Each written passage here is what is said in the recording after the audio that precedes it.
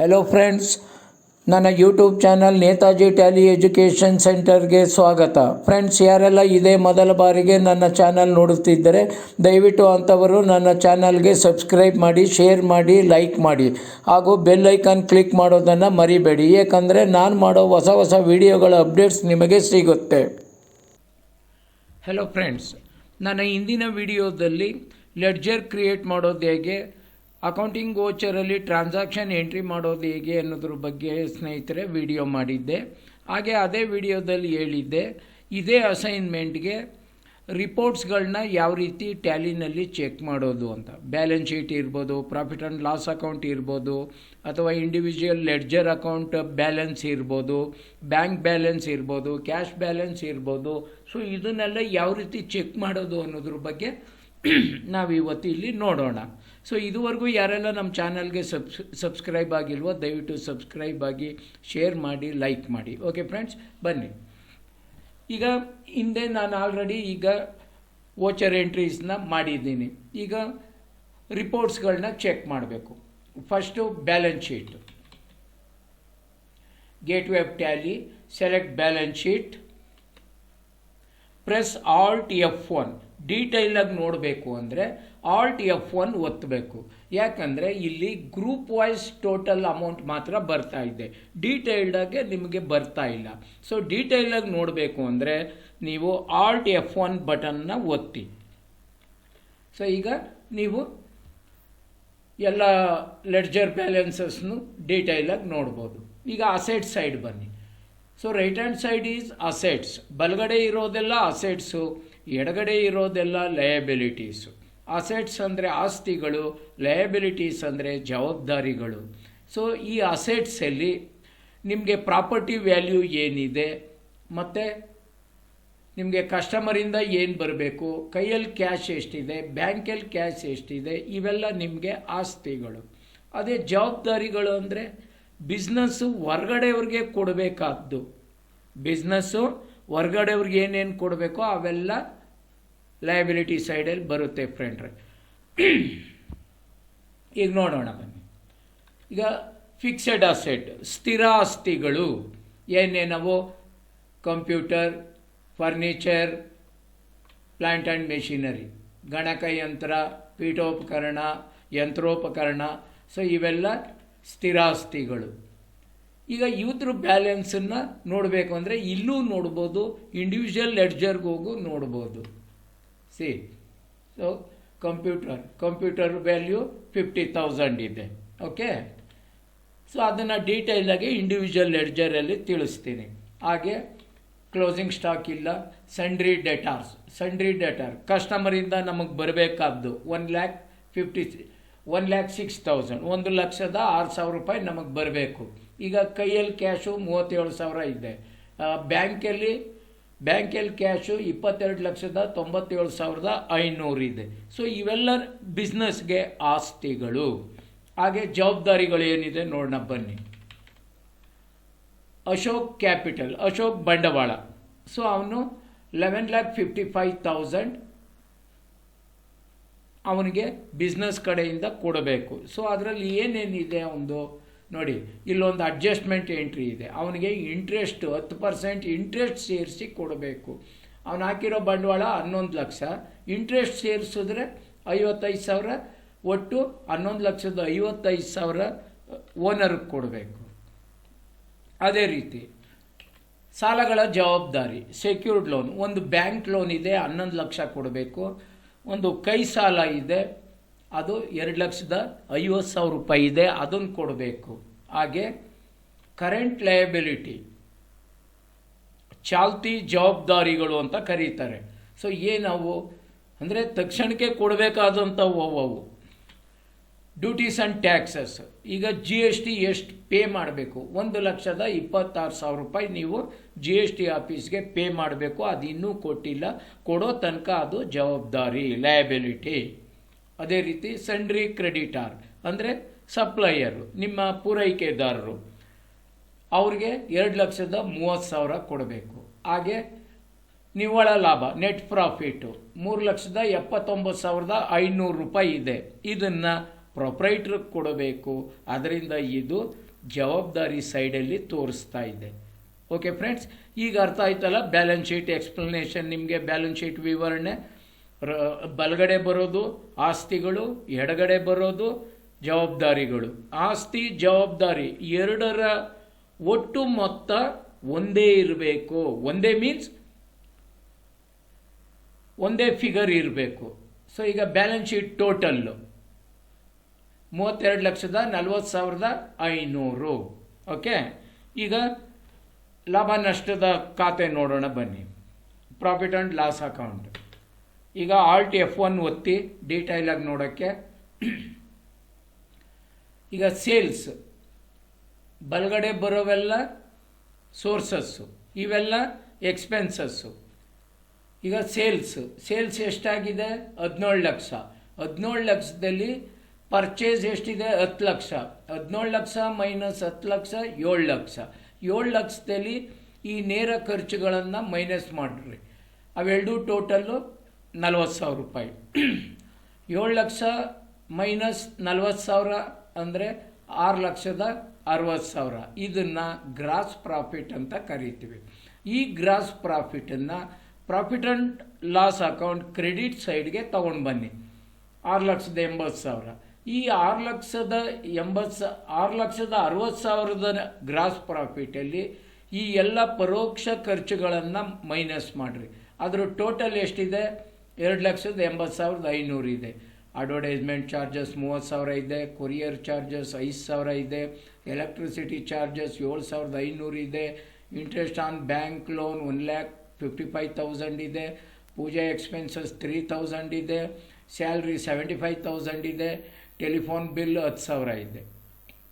ಈಗ 6,60,000 ಮೈನಸ್ 2,80,500 ನಿವ್ವಳ ಲಾಭ 3,79,500. ಓಕೆ ಫ್ರೆಂಡ್ಸ್, ಈ ರೀತಿ ವ್ಯೂ ಮಾಡಬೇಕು. ಈಗ ನಿಮ್ಮ ಬಾಸ್ ಕೇಳ್ತಾರೆ, ನನಗೆ ಈ ತಿಂಗಳದು profit and loss account report printout ಬೇಕು ಅಂತ. ಪ್ರಿಂಟೌಟ್ ಯಾವ ರೀತಿ ತೆಗಿತೀರಾ? ರಿಪೋರ್ಟ್ ಓಪನ್ ಮಾಡ್ಕೊಳ್ಳಿ, ಕಂಟ್ರೋಲ್ P ಹೊಡೀರಿ. ನೋಡಿ, ಇಲ್ಲಿ ಕಾನ್ಫಿಗರೇಷನ್ ಏನಾರ ಚೇಂಜ್ ಮಾಡಬೇಕಾ? ಸೊ ಪ್ರಾಫಿಟ್ ಆ್ಯಂಡ್ ಲಾಸ್ ಅಕೌಂಟ್ಗೆ ಯಾವುದು ಬರಲ್ಲ. ಪ್ರಿಂಟ್ ಕೊಟ್ಟರೆ ಪ್ರಿಂಟ್ ಬರುತ್ತೆ. ಈಗ ಪ್ರಿವ್ಯೂ ನೋಡ್ಕೊಳ್ಳಿ ಹೆಂಗಿರುತ್ತೆ ಅಂತ. ಪ್ರಿವ್ಯೂ ಕ್ಲಿಕ್ ಮಾಡಿ, ಆಲ್ಟ್ Z ಹೊಡೀರಿ ಝೂಮ್ಗೆ. ಸೊ ಇದು ದೊಡ್ಡದಾಗಿ ಕಾಣುತ್ತೆ. ಇದು ಪ್ರಿಂಟ್ ಪ್ರಿವ್ಯೂ ಅಂತ ಕರೀತಾರೆ. ಓಕೆ ಫ್ರೆಂಡ್ಸ್, ಈ ರೀತಿ ಪ್ರಿಂಟೌಟನ್ನು ತೆಗೆಯೋದು. ರಿಪೋರ್ಟ್ ಓಪನ್ ಮಾಡ್ಕೊಳ್ಳೋದು, ಕಂಟ್ರೋಲ್ P ಹೊಡೆಯೋದು, ಪ್ರಿಂಟ್ ಕೊಟ್ಟರೆ ಪ್ರಿಂಟರಿಂದ ಪ್ರಿಂಟೌಟ್ ಬರುತ್ತೆ. ಪ್ರಿವ್ಯೂ ನೋಡಬೇಕು ಅಂದರೆ ಪ್ರಿವ್ಯೂ ಮೇಲೆ ಕ್ಲಿಕ್ ಮಾಡಿ. Okay, escape. ಹಾಗೆ ರೇಷಿಯೋ ಅನಾಲಿಸಿಸ್ ಇಲ್ಲಿ ನೋಡಿ. Ratio working capital, current assets minus current liability 29,84,500. ಸಾರಿ, 20,84,500 ರೂಪಾಯಿ. ಇದು ರೇಷಿಯೋ ಅನಾಲಿಸಿಸು. ಇಲ್ಲಿ ಯಾವ್ಯಾವ ಬ್ಯಾಲೆನ್ಸ್ ಎಷ್ಟೆಷ್ಟಿದೆ ಅನ್ನೋದನ್ನ ಅಂತಿಮ ಬ್ಯಾಲೆನ್ಸನ್ನು ಇಲ್ಲಿ ತೋರಿಸ್ತಾ ಇದೆ. ಇದು ಇಲ್ಲಿ ರೇಷಿಯೋನ ತೋರಿಸ್ತಾ ಇದೆ. ಇದು ಮ್ಯಾನೇಜ್ಮೆಂಟ್ ರಿಪೋರ್ಟ್ ಅಂತ ಕರೀತಾರೆ. ಅವ್ರಿಗೆ ಏನಾರ ಬೇಕಾದ್ರೆ ಇದನ್ನು ನೀವು ಪ್ರಿಂಟೌಟ್ ತೆಗೆದು ಕೊಡ್ಬೋದು ಸ್ನೇಹಿತರೆ. ಹಾಗೆ ಡಿಸ್ಪ್ಲೇ ಮೋರ್ ರಿಪೋರ್ಟ್ಸ್, ಇದರಲ್ಲಿ ತುಂಬ ರಿಪೋರ್ಟ್ಸ್ಗಳಿವೆ ನೋಡಿ. ಟ್ರಯಲ್ ಬ್ಯಾಲೆನ್ಸ್ ನೋಡೋದು ಹೆಂಗೆ? ಸೊ ಇದು ಟ್ರಯಲ್ ಬ್ಯಾಲೆನ್ಸು. ಓಕೆ, ಸೊ ಎರಡು ಟೋಟಲ್ ಟ್ರಯಲ್ ಬ್ಯಾಲೆನ್ಸಲ್ಲಿ ಟ್ಯಾಲಿ ಆಗಬೇಕು. ಇಲ್ಲ ಅಂದರೆ ಅಕೌಂಟ್ಸು ರಾಂಗ್ ಆಗುತ್ತೆ. ಇಲ್ಲ ಟ್ಯಾಲಿ ಎಲ್ಲೋ ರಾಂಗ್ ಮಾಡಿರ್ತೀರಾ ಅಂತ ಟ್ಯಾಲಿ ಆಗಿಲ್ಲ ಅಂದರೆ. ಡೇ ಬುಕ್, ನೀವು ಡೈಲಿ ಏನೇನು ಎಂಟ್ರಿ ಮಾಡ್ತೀರೋ ಅದೆಲ್ಲ ಡೇ ಬುಕ್ಕಲ್ಲಿ ರೆಕಾರ್ಡ್ ಆಗಿರುತ್ತೆ. ಆದರೆ ಒಂದು ಸಮಸ್ಯೆ ಏನಂದರೆ ಅವತ್ತೊಂದು ದಿನದ ಮಾತ್ರ ಡೇ ಬುಕ್ಕಲ್ಲಿ ಕಾಣುತ್ತೆ. ನಿಮಗೆ ಪ್ರೀವಿಯಸ್ ಹಿಂದಿನ ದಿನ, ಮೊನ್ನೆ ದಿನ, ಆಚೆ ಮೊನ್ನೆ ಅಥವಾ ಲಾಸ್ಟ್ ವೀಕು ಅಥವಾ ಒಂದು ತಿಂಗಳು ಡೀಟೇಲ್ ಬೇಕು ಅಂದರೆ ಆಲ್ಟ್ F2 ಹೊಡೆದು ಪೀರಿಯಡ್ ಚೇಂಜ್ ಮಾಡಿ ಯಾವ ಡೇಟಿಂದ, ಫ್ರಮ್ ಅಂದರೆ ಯಾವ ಡೇಟಿಂದ, ಟು ಅಂದರೆ ಯಾವ ಡೇಟ್ಗೆ, ಅದನ್ನು ಅಲ್ಲಿ ಸ್ಪೆಸಿಫೈ ಮಾಡಿ ಎಂಟರ್ ಮಾಡಿದ್ರೆ ಅಷ್ಟು ಡೀಟೇಲ್ ಓಪನ್ ಆಗುತ್ತೆ. ಇಲ್ಲಿ ನಾನು ಒಂದು ದಿನದ್ದು ಎಂಟ್ರಿ ಮಾಡಿದ್ದೀನಿ, ಅದರಿಂದ ನಾನು ಅಲ್ಲಿ ಯಾವುದೇ ಡೇಟನ್ನು ಟೈಪ್ ಮಾಡಿಲ್ಲ. ಓಕೆ ಫ್ರೆಂಡ್ಸ್, ಸೊ ಇದು day book. Cash flow,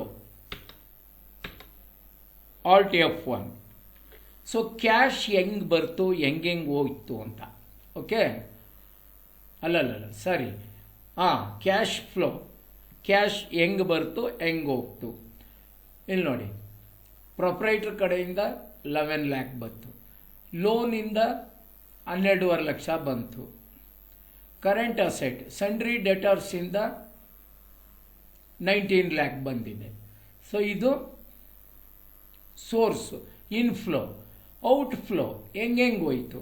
so ಸಪ್ಲೈಯರ್ಗೆ 9.5 lakh ಕೊಟ್ಟಿದ್ದೀರಾ, ಕಂಪ್ಯೂಟರ್ ಪರ್ಚೇಸ್ ಮಾಡೋದಕ್ಕೆ 50,000, 2,50,000, furniture plant and machinery 5 lakh, ಮತ್ತು ಡೈರೆಕ್ಟ್ ಎಕ್ಸ್ಪೆನ್ಸಸ್ಗೆ 40,000 ಕೊಟ್ಟಿದ್ದೀರಾ, ಇಂಡೈರೆಕ್ಟ್ ಎಕ್ಸ್ಪೆನ್ಸಸ್ಗೆ 1,25,500 ಕೊಟ್ಟಿದ್ದೀರಾ.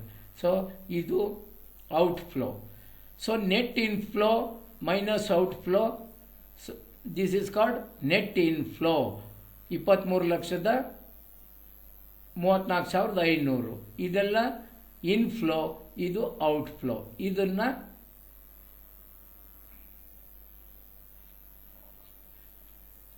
ಕ್ಯಾಶ್ ಫ್ಲೋ ಅಂತ ಕರೀತಾರೆ.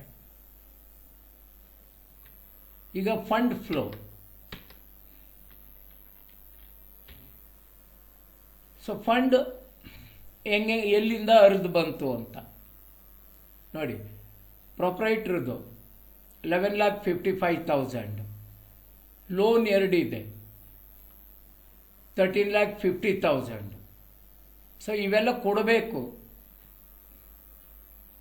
ಮತ್ತು ಅಸೆಟ್ಸ್ ವ್ಯಾಲ್ಯೂ 8 lakh ಇದೆ.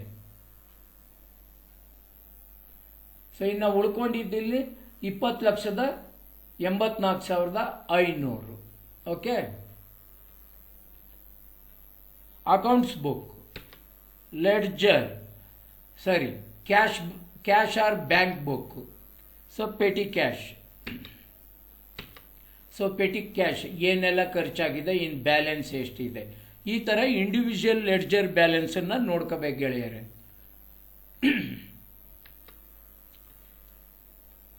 ಹಾಗೆ ಬ್ಯಾಂಕ್. ಸೊ ಬ್ಯಾಂಕ್ಗೆ ಪ್ರೊಪ್ರೈಟರ್ ಕಡೆಯಿಂದ 2 ಲಕ್ಷ ಬಂದಿದೆ, ಲೋನ್ 10 ಲಕ್ಷ ಬಂದಿದೆ, ಕ್ಯಾಶ್ ಡೆಪಾಸಿಟ್ 3.5 ಲಕ್ಷ ಆಗಿದೆ, ಕಸ್ಟಮರಿಂದ 19 ಲಕ್ಷ ಬಂದಿದೆ. ಇವೆಲ್ಲ ಡೆಪಾಸಿಟ್ಟು, ಇವೆಲ್ಲ ವಿತ್ ಡ್ರಾಯಲ್ಸ್. ಸೊ ಸಪ್ಲೈಯರ್ಗೆ 9.5 ಲಕ್ಷ ಕೊಟ್ಟಿದ್ದೀರಾ, ಪೆಟಿ ಕ್ಯಾಶ್ಗೆ 50,000 ತಗೊಂಡಿದ್ದೀರಾ,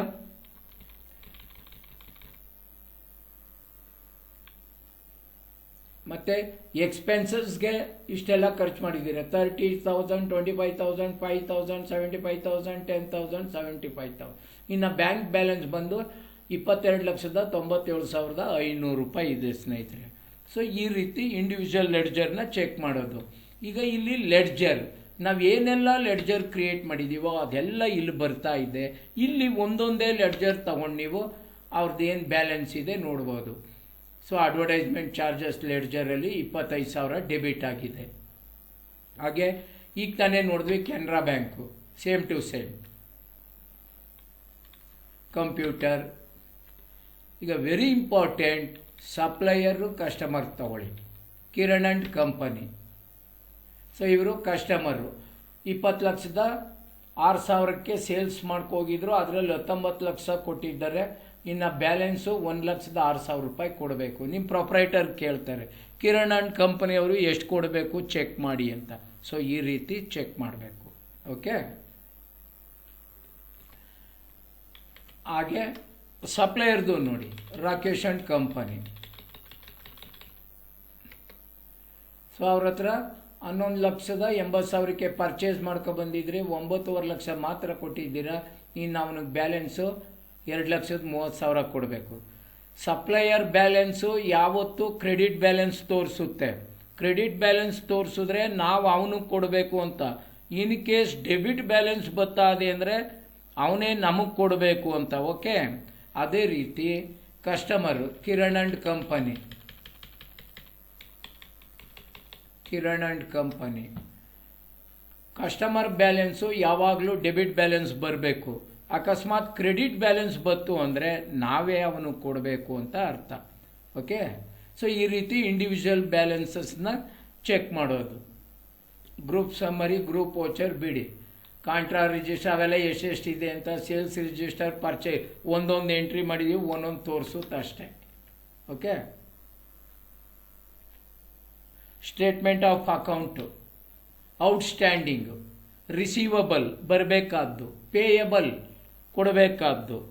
ರಿಸೀವಬಲ್ 1,06,000, ಸಪ್ಲೈಯರು ಕಸ್ಟಮರ್ ಲೆಡ್ಜರಲ್ಲಿ ಏನು ನೋಡಿದ್ವೋ ಅದೇ ಡೀಟೇಲ್ಸ್ ಇಲ್ಲಿ ಬರೋದು. ಪೇಯಬಲ್ 2,00,000,